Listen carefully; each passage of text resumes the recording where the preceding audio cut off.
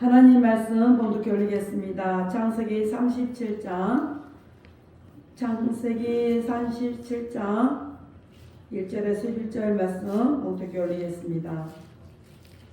야곱이 가나안 땅 곧 그 아비의 우가던 땅에 거하였으니 야곱의 약전이 이러하니라. 요셉이 17세의 소년으로서 그 형제와 함께 양을 칠 때에 그 아비의 첩 비라와 실마의 아들들로 더불어 함께하였더니 그가 그들의 가시를 아비에게 구하더라. 요셉은 노년에 얻은 아들이므로 이스라엘의 여러 아들보다 그를 깊이 사랑하여 위하여 채색 옷을 지었더니 그 형들이 아비가 형제들보다 그를 사랑함을 보고 그를 미워하여 그에게 어사가 불평하였더라. 요셉의 꿈을 꾸고 자기 형들에게 구하매 그들이 그를 더욱 미워하였더라. 요셉이 그들에게 이르되 청컨대 나의 꿈을 들으시오. 우리가 밭에서 곡식을 묻더니 내 단은 일어서고 당신들의 단은 내 단을 둘러서서 절하더이다.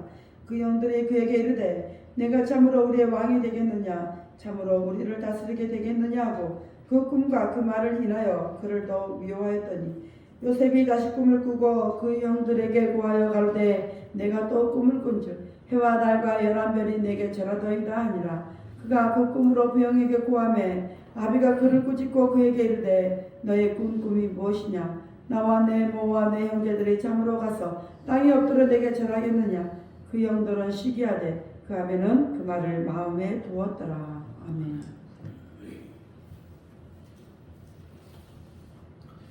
기도합니다. 할렐루야. 아버지 하나님 감사합니다. 오늘도 아버지 하나님 함께하여 주옵소서. 부족한 자고 연약한 자들입니다. 아버지 하나님 앞에 예배하며 나아갑니다. 오늘 종이 창세기 37장 1절에 11절 말씀을 가지고 꿈을 꾸고 라는 내용으로 은혜를 나누고자 합니다. 종이 비록 부족하고 연약하고 입술이 우둔할지라도 오늘 종의 입술을 들어 사용하여 주옵시고 종의 입술로 선포되는 모든 말씀이 저들의 귀에는 하나님의 말씀으로 들려지게 하옵소서. 사람의 말, 종의 말로 듣지 않게 하여 주옵소서. 오늘도 깨닫는 은혜 주실 줄 믿사오며 우리 주 예수 그리스도의 이름으로 감사하며 기도하옵나이다. 아멘. 오직 예수, 우리 예수님밖에 없습니다. 우리를 구원하실 분도 예수님 한 분밖에 없습니다. 주 예수의 평강이 여러분에게 임할지어다. 아멘. 우리 베드로의 신앙 고백합니다. 예수님 당신은 그리스도시요 살아계신 하나님의 아들이십니다. 예수님 당신은 나의 구세주 나의 전부이십니다. 오늘 제목은 꿈을 꾸고입니다. 지난주에 다 말씀을 드리지 못해서 계속 이어서 오늘 말씀의 은혜를 나누도록 하겠습니다. 세월이 참으로 유수와 같이 빨리 흘러갑니다. 물론 어떤 이들은 더디다고 할 줄 모르겠으나 나이를 한 살 한 살 더 먹어갈수록 시간의 흐름이 어찌나 빨리 지나가는지 실감하게 되죠. 여러분 그렇다고 마냥 흘러가는 시간 속에서 손을 놓고 있을 수만은 없지 않겠습니까? 짧은 시간, 짧은 인생이지만 예수님 안에서 꿈을 꾸고 비전을 발견하고 세워가야 합니다. 인생의 뒤안길에 조금이나마 후회가 덜 되도록 말입니다. 그래서 지난주에 꿈을 꾸자고 했습니다. 세상 사람들이 꾸는 그런 꿈 말고 예수님 안에서 믿음의 꿈을 꾸자고 했습니다. 우리는 구약 시대에 아브라함이 받은 사명보다 요셉이 받은 꿈보다 더 원대하고 거룩한 꿈을 가진 자들입니다. 마지막 시대의 흐름을 보고 다시 오실 예수 그리스도의 길을 예비하는 큰 사명을 받은 자들입니다. 수많은 생명이 이 사명 위에 꿈을 꾸는 자들의 손에 달려 있습니다. 그러므로 지금 당장의 어려움 때문에 하나님이 주신 꿈을 포기하지 마시기 바랍니다. 고난대에 더 큰 축복을 바라보고 일어서서 꿈을 꾸고 상 주시는 일을 바라보고 비전을 예수 안에서 세워가야 합니다. 히브리서 11장 6절에 믿음이 없이는 기쁘시게 못하나니 하나님께 나아가는 자는 반드시 그가 계신 것과 또한 그가 자기를 찾는 자들에게 상 주시는 이심을 믿어야 할지니라. 여러분, 하나님 앞에 하는 것은 공짜가 없습니다. 하나님이 분명히 갚아요. 하나님이 상을 주신다고 했어요. 성경은 하나님이 왜 요셉에게 하나님의 꿈을 주셨는지에 대해서 설명을 하고 있지 않습니다. 다만 그는 야곱의 사랑을 받던 아내 라헬에게서 노년에 얻은 아들이라 특별히 더 사랑을 받았고 요셉은 형들의 잘못을 아버지께 이르던 평범한 소년이었음을 말해 줄 뿐입니다. 본문 2절과 3절 말씀에 보시면 야곱의 약점이 이라니라 요셉이 17세의 소년으로서 그 형제와 함께 양을 칠 때에 그 아비의 첩 비라와 실바의 아들들로 더불어 함께하였더니 그가 그들의 과실을 아비에게 구하였더라.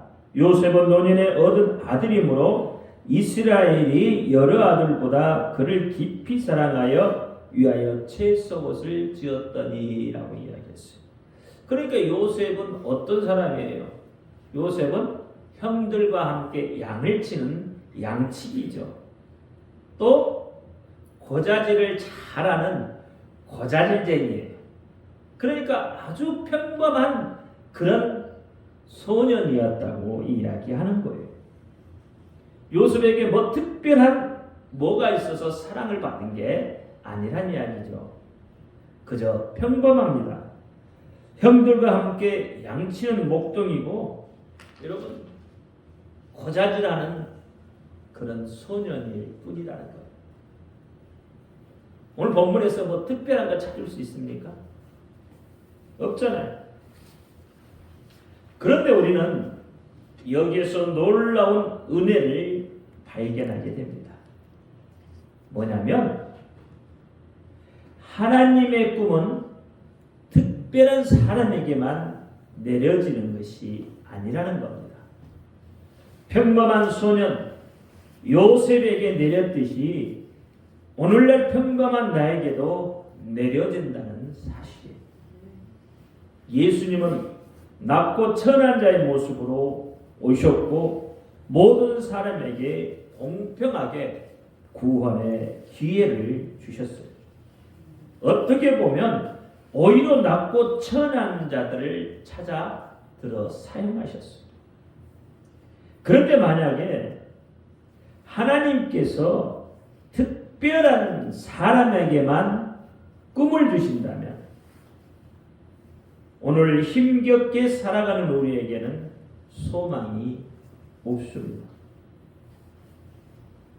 그러나 평범한 요셉이 하나님의 꿈을 받았기에 우리도 받을 수 있는 것이고 꿈을 꿀 수 있는 것이고 우리의 삶의 방향을 바꿀 수 있는 것입니다.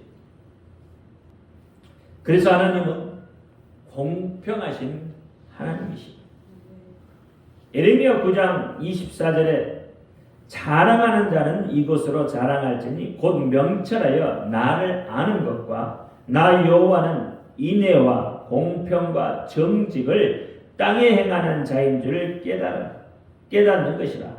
나는 이 일을 기뻐하노라 여호와의 말이니라. 이렇게 우리는 두 가지를 통해서 하나님의 꿈을 받습니다.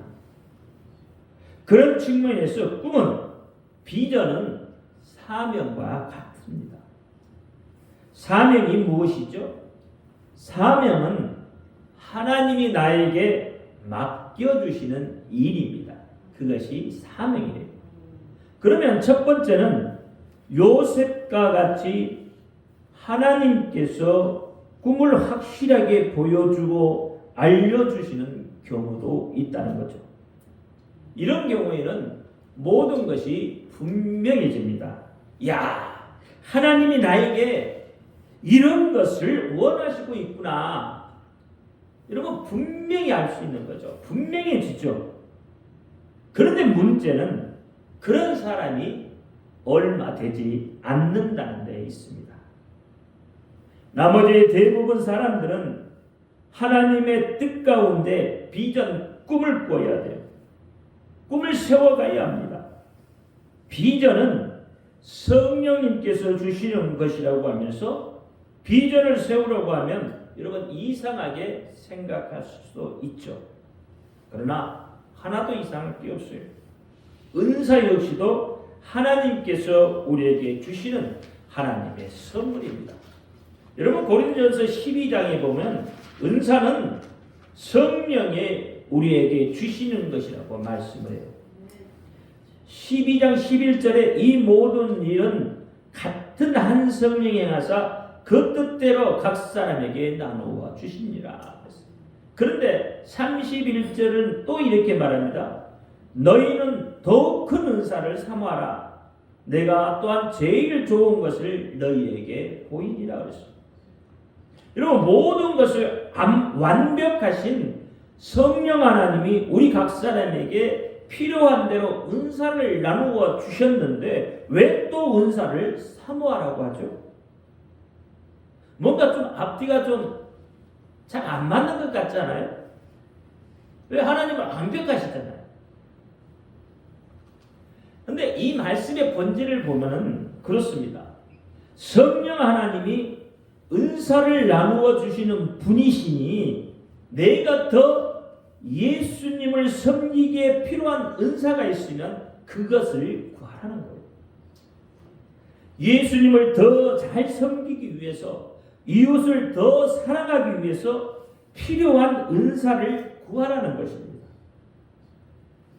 우리는 예수님 안에서 하나님께서 주신 꿈을 꾸고 세워가야 하는 것입니다.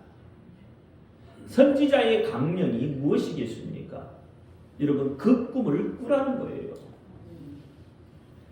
비전을 구해야 하는 이유는 하나님이 허락하신 비전을 사실 모르기 때문입니다. 물론 내게만 하나님의 비전을 아는 사람이라면 그 비전을 따라 살기만 하면 돼요. 그런데 우리는 하나님이 내게 뭔 비전을 주셨는지 잘 모르고 있다는 거죠. 그러니 어떤 비전을 세워야 할지 전혀 깜깜이죠. 그러면 내게 주시는 하나님의 비전, 하나님의 꿈이 무엇인지 우리는 어떻게 알 수 있을까요? 여러분, 비전을 깨닫는 문제는 결코 쉬운 일이 아닙니다. 비전을 세우는 일을 여러분 두 가지로 생각해 볼 수 있어요. 그 첫 번째는 청년기의 사람들입니다. 이들은 아직 무한한 가능성만 있습니다. 어떤 구체적인 일에 종사하거나 꿈을 꾸지 않는 사람들이에요. 그래 이런 사람들은 비전을 구해야 합니다. 꿈을 꾸어야 한다 이 말이에요. 누구에게? 하나님입니다. 하나님께서 나를 어떻게 사용하기를 원하십니까? 라는 꿈을 꾸어야 돼요. 그런 비전을 하나님께 물어야 된다 이 말이에요. 묻는다는 것은 기도하는 거예요. 그러면 전능하신 하나님은 반드시 응답해 주실 것입니다. 기도 응답은 성경에 반복되는 약속이에요. 그렇잖아요. 기도하면 반드시 하나님께서 어떻게 해요? 이루어 주겠다는 약속이에요. 성경은 한 걸음 더 나아가서 우리가 구하면 우리가 알지 못하는 크고 비밀한 일도 가르쳐 주신다고 약속을 하고 있습니다. 에르미야 33장 3절에 너는 내게 부르짖으라 내가 내게 응답하겠고 내가 알지 못하는 크고 비밀한 일을 내게 보이리라. 부르짖으라 기도하라 이 말입니다. 또한 예수의 이름으로 구하면 반드시 시행하겠다고 약속해 주셨어요. 요한복음 14장 13절로 14절 말씀에 너희가 내 이름으로 무엇을 구하든지 내가 시행하리니 이는 아버지로 하여금 아들로 인하여 영광을 얻으시게 하려 함이라. 내 이름으로 무엇이든지 내게 구하면 내가 시행하리라.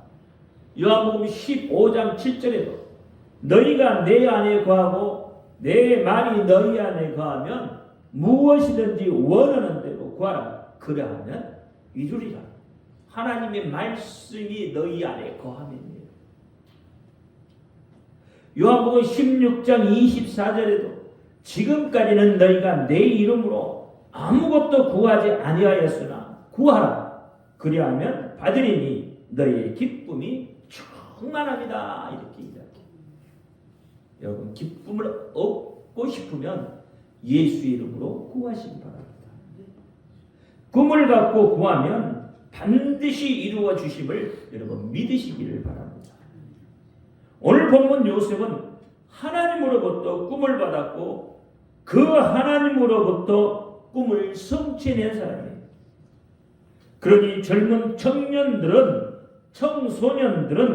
환경 탓, 가정 탓, 사회 탓만 하지 마시고 하나님으로부터 꿈을 꾸고 비전을 받아 세워 가시기를 바랍니다.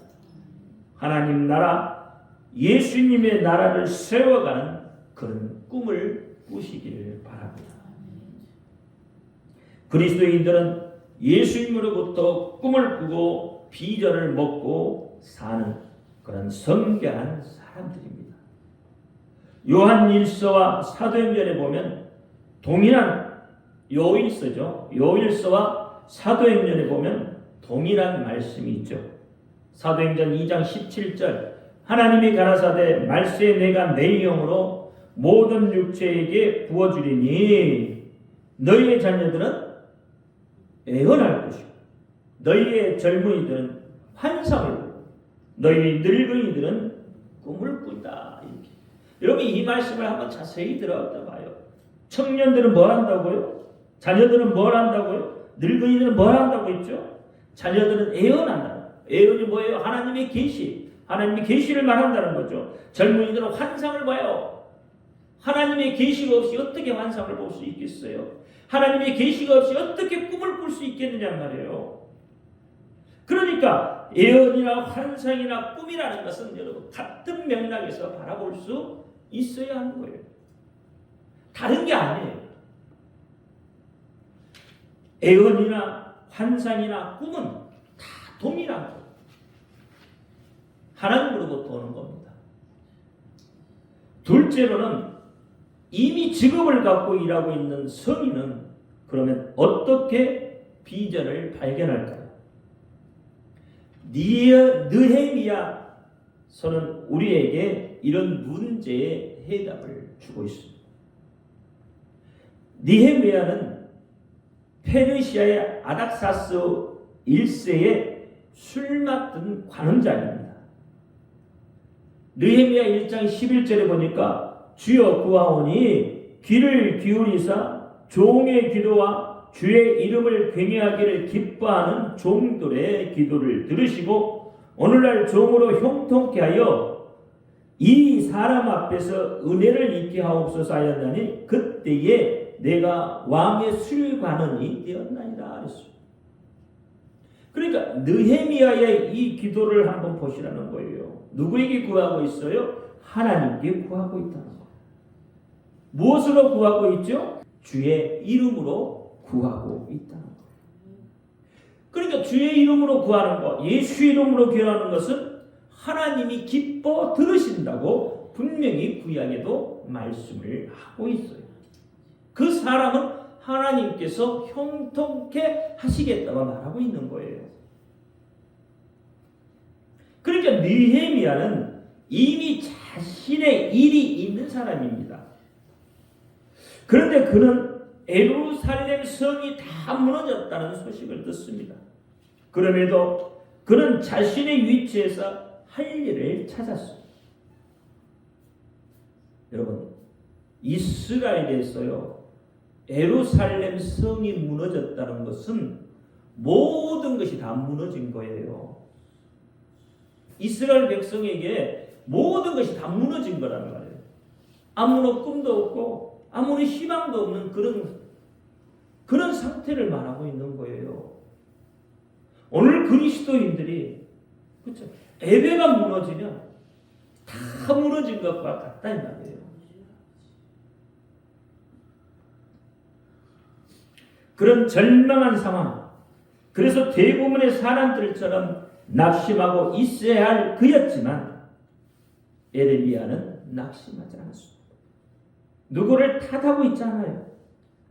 느헤미야 2장 5절에 왕에게 구하되 왕이 만일 즐겨하시고 종이 왕의 목전에서 은혜를 얻어 싸우며 나를 유대 땅 나의 열조의 묘실에 있는 성읍에 보내어 그 선을 중건하게 하옵소서라고 해요. 이렇게 예루살렘 성을 재건할 수 있게 해달라고 간청을 하고 있습니다. 누구도 다 무너져버린 척박한 땅, 아무런 비전도 바라볼 수 없는 그곳에서 꿈을 꾸고 비전을 세워내는 겁니다. 그리스도인의 삶은 바로 이래야 하는 거예요. 여러분, 세상은 어떤 곳이에요? 척박해요. 아무런 비전도 세울 수 없는 그런 것이에요. 양육 강식의 시대예요. 힘 있는 자가 지배하는 시대가 세상입니다. 있는 자가 지배하는 것이 세상이에요. 우리가 바라볼 때 세상은 척박한 거예요. 비전이 없어요. 그 비전이 없는 세상을 향해서 여러분 예수의 꿈을 꾸시라는 거예요. 하나님이 주신 비전을 세우시라는 거예요. 아다삭스 왕은 그의 간청을 들으신 하나님은 아다삭스 1세를 감동시켜서 그로 하여금 예루살렘의 총독직을 맡겨서 예루살렘으로 떠나가게 합니다. 그러니까 이미 하는 일이 있는 사람은 그 일을 중단하고 새로운 비전을 찾는 것이 아니에요. 내가 지금 서 있는 그 자리에서 어떻게 나를 향한 하나님의 뜻과 비전을 성취해낼 수 있는가를 생각하는 것입니다. 비전은 요셉처럼 다 웅장할 것이라는 그런 생각을 먼저 버려야 합니다. 왜냐하면 일인지하 만인지상의 자리라는 것이 그냥 우연히 얻어지는 것이 아니기 때문에 요셉처럼 종으로 팔려가 보지 않고 무고한 용고로 감옥에 가보지도 않고 순탄한 인생 속에서 과연 어떤 꿈을 꿀 수 있겠습니까? 그런 어려움을 당해보지 않으면 여러분 쉽게 무너져 버려요. 쉽게 무너진다고요. 그 꿈은 계속 지속되지 않잖아요. 요셉처럼 그런 인생을 살라는 것이 아니에요. 요셉처럼 수많은 연단과 고생을 이겨낼 수 있느냐는 거예요. 여러분의 삶에 닥쳐오는 그 고난을 이겨낼 수 있느냐 이 말입니다. 감옥에 가서 여러분 감옥 생활 하라는 게 아니잖아. 노예로 팔려가라는 이야기가 아니에요. 그래서 로마서 5장 4절에 인내는 연단은 소망을 이루는 줄 압니다. 이렇게 이야기해요. 여러분, 복음이 증거되기 위해서 애쓴 수많은 사람들이 있죠. 그러나 우리가 알고 있는 사람은 얼마나 되겠습니까? 여러분이 복음을 위해서 순교한 사람들의 한번 이름을 한번 꼽아보실래요? 얼마나 되시는지 꼽아볼 수 있겠습니까? 아마 100명도 안 될 거예요. 실제로 말해보려면 50명도 안 될 거요. 성경에 순교한 사람들까지 다 해서. 그러나 예수의 복음을 위해서 수천만 명이 죽었고 그들이 다 순교자라는 사실을 우리는 알아야 합니다. 그래서 계시록 7장 9절에 이렇게 얘기해. 이 일 후에 내가 보니 각 나라와 족속과 백성과 방언에서 아무라도 능히 셀 수 없는 큰 무리가 흰옷을 입고 손에 종려 가지를 들고 보좌 앞과 어린 양 앞에 서서 그랬어요. 이 말씀에 보면 어떻죠? 아무라도 능히 셀 수 없는 큰 무리가 있다는 거예요. 우리의 비전은 때때로 남에게 보이기에 아주 소소한 것일 수도 있습니다. 그러나 그것이 중요한 거예요. 아무리 소소하게 보일지라도 내가 꿈을 꾼다면 그것이 중요하다는 거예요. 고린도 12장에 그렇잖아요. 각 사람에게 능력대로 은사도 나누어 주셨잖아요. 꿈도 각 사람에게 그렇게 나누어 주셨어요. 전부 다 한결같으면 어떻게 될까? 이 세상이 돌아가겠습니까? 작은 것이라도 여러분 꿈을 꾸셔야 돼요. 그 꿈을 이룰 때 여러분 맞이하는 그 성취감은 큰 것을 이룰 때 성취감이나 작은 것을 이룰 때 성취감이나 다 똑같아요. 큰 것은 더 크게 성취감이 느껴질 것 같습니까? 그렇지 않아요. 여러분 등산할 때 산에 올라가 봐요. 처음부터 어떻게 다 어디서 정상에 올라가면 그 성취감 이루 말할 수 없잖아요. 국회의원이 당선돼서 성취감이 등산할 때 정상에 섰던 성취감하고 비교할 수 큰가요? 아니요. 전혀 틀리지 않아요. 같습니다. 산을 오르는 그 성취감이나 국회의원이 당선됐을 때 성취감이나 동일한 거예요. 그래서 말씀이 그렇잖아요. 심는 자와 물 주는 자가 다 동일하다고 했어요. 그러니 비전을 위해서 기도하십시오. 아무리 작은 비전이라도 그것을 위해 기도하십시오. 그리고 찾으십시오. 그러면 나 자신도 쓰임을 받을 수 있습니다. 그 일이 반드시 큰 일이 아니어도 상관이 없습니다. 예수님 안에서 꿈을 꾸시기 바랍니다. 그래서 로마서 8장 28절에 하나님을 사랑하는 자 곧 그 뜻대로 부르심을 입은 자들에게는 모든 것이 합력하여 선을 이루느니라. 이렇게 말씀합니다.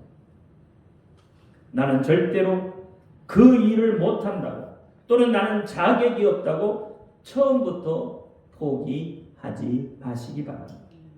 좌절하지 마십시오. 여러분은 못하지만 할 수 있는 사람을 붙여서 하게 하신다는 믿음을 갖기 바랍니다. 세 번째는 비전을 성취하려면 주의할 일이 있습니다.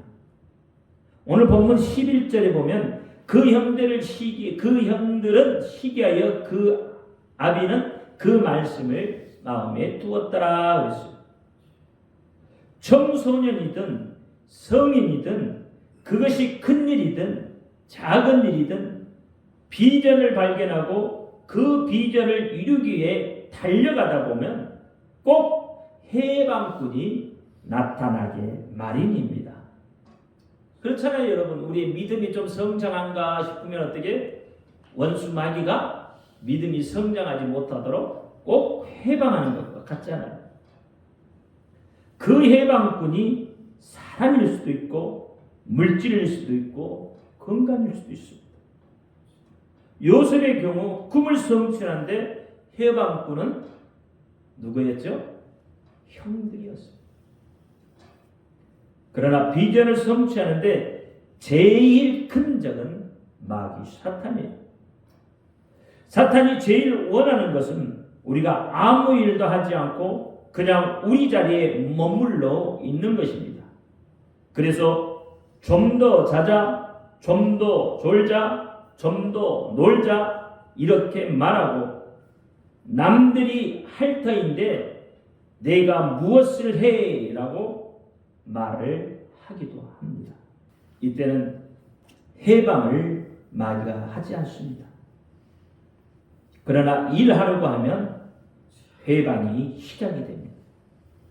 그러나 걱정하지 마십시오. 사단 자신의 힘으로는 우리의 털끝을 하나도 상하게 할 수 없습니다. 욥기를 보면 욥을 시험할 때 사단은 재산만을 건드릴 수 있도록 허락받았어요. 혹 몸을 친다고 해도 허락을 받아야 합니다. 전능하신 하나님의 허락이 있어야 우리를 건드릴 수 있다는 겁니다.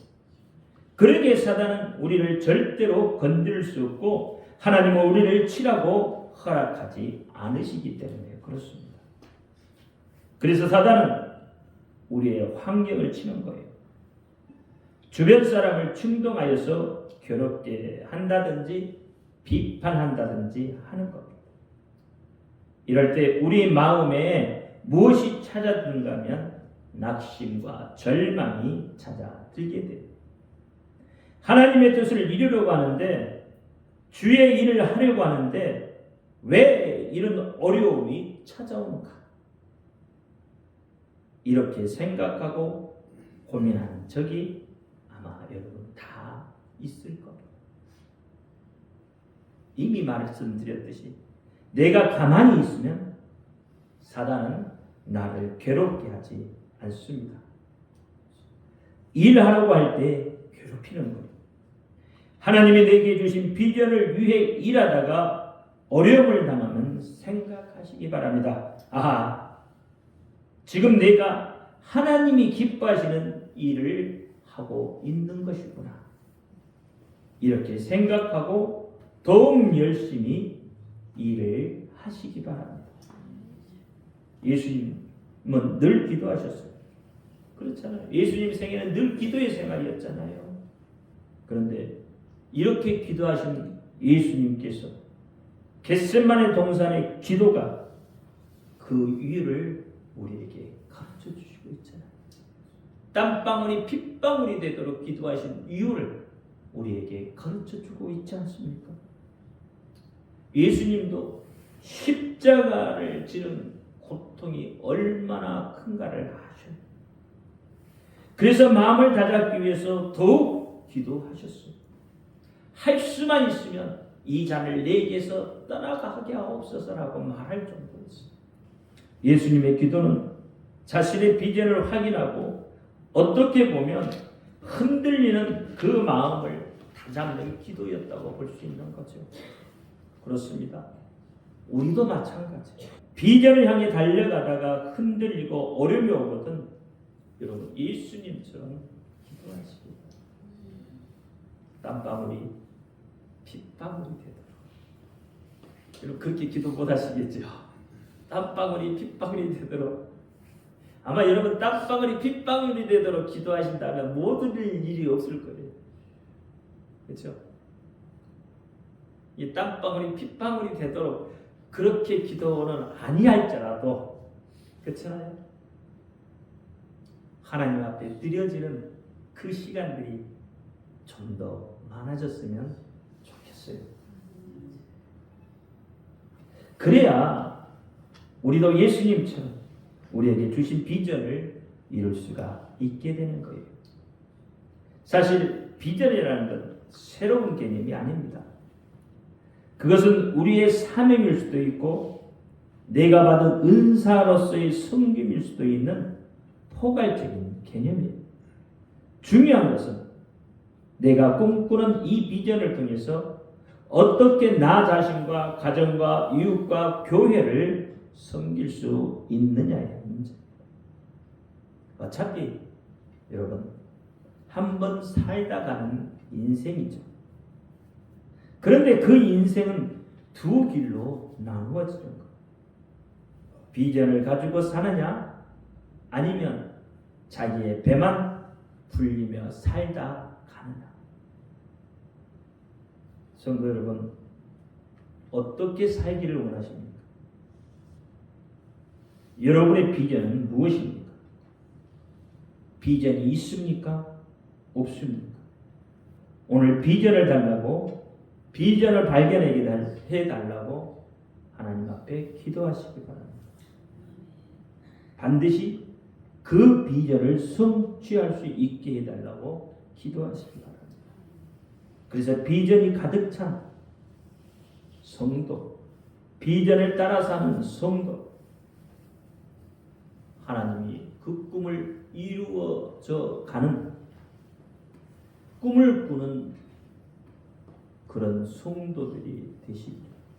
2024년 그 꿈을 반드시 이루어갈 수 있기를 예수의 이름으로 축복을 드립니다. 기도합니다. 할렐루야. 아버지 하나님 감사합니다. 오늘 꿈을 꾸고란 내용으로 하나님이 주시는 비전을 세상을 살릴 능력이 있다고 했습니다. 하나님의 주신 비전은 우리가 발견할 수 있게 해달라고 했습니다. 하나님이 주시는 그 비전을 성취할 수 있게 해달라고 하나님 앞에 간구하라고 했습니다. 꿈은 반드시 이루어진다고 말씀하셨습니다. 하나님, 우리로 하여금 2024년에 하나님이 주신 비전을 꿈꾸게 하시고 그 비전을 세워가게 하시고 이 땅의 비전이 아닌 하나님의 비전으로 살아갈 수 있도록 하나님 도우시고 역사하여 주옵소서. 주 예수 그리스도 이름으로 감사하며 기도하옵나이다. 아멘.